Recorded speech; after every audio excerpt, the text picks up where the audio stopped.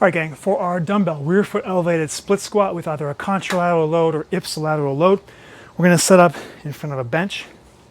A couple things here before we get going for setup purposes. I always like, whether you're doing an elevated, rear foot elevated, front foot elevated, regular split squat, just kind of get down into your position first. Create roughly a 90-degree angle. This might change a little bit, but can't go wrong there initially to start.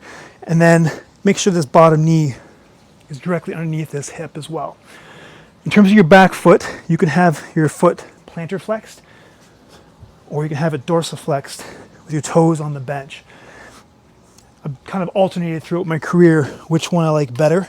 It really depends on the person and what feels better for you. So if you have one that feels better for whatever reason, go ahead and stick with that. If I want you to change that, I'll be specific in my show or in my exercise notes. Okay, set up. I've already kind of marked out where my foot should be.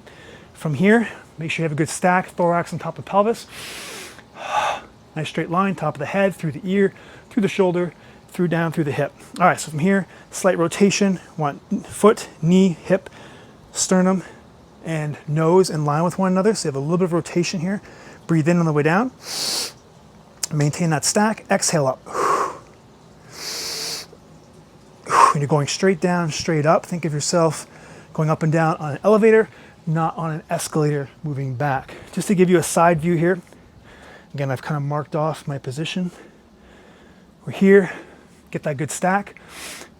Okay, maintain this stack. So watch my low back when I come down here. I'm gonna do one good repetition and then one bad repetition. So here's the good. I'll try and get this arm out of the way.